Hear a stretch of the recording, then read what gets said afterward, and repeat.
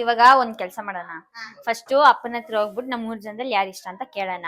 ಅಪ್ಪ ಯಾರು ಅನ್ನೋದು ನೋಡೋಣ. ಇವಾಗ ಒಳಗ್ ಹೋಗ್ಬಿಟ್ಟು ಅಪ್ಪನ ಕೇಳೋಣ ಆಯ್ತಾ. 3 ಜನ ಜಗಳ ಆಡೋದ್ ಬೇಡ. ಅಪ್ಪ ನನ್ನೇ ಇಷ್ಟಪಡೋದು. ಹೋಗಲೇ ನನ್ನೇ ಇಷ್ಟಪಡೋದಪ್ಪ. ಇವಾಗ ಯಾಕೆ ಇಬ್ರು ಕಿತ್ತಾಡ್ತೀರಾ? ಇಬ್ರಿಗೂ ಇವಾಗ ಆನ್ಸರ್ ಬೇಕಂದ್ರೆ ನಡೀರಿ ಒಳಗ್ ಹೋಗೋಣ. ಅಪ್ಪ ನಾ 3 ಜನ ನಿಂಗೆ ಯಾರು ಇಷ್ಟ ಹೇಳು. ನಂಗೆ ಸೃಷ್ಟಿನೇ ಇಷ್ಟ. ನೋಡ್ದಾ ನಾನು ಹೇಳ್ದೆ ನನ್ನೇ ಇಷ್ಟಪಡೋದು ಅಂತ.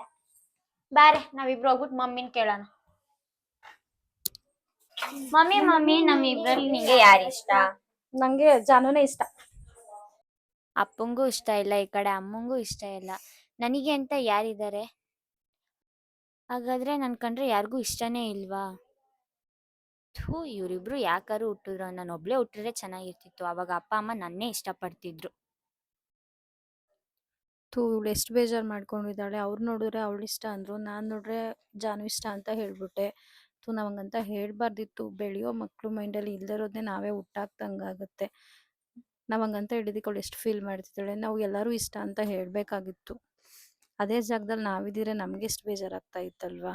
ಯಾರು ಯಾರ ಮುಂದೆನೂ ಕೂಡ ಅವ್ರಿಷ್ಟ ಇವ್ರಿಷ್ಟ ಅಂತ ಹೇಳೋಕೆ ಹೋಗ್ಬಿಡಿ.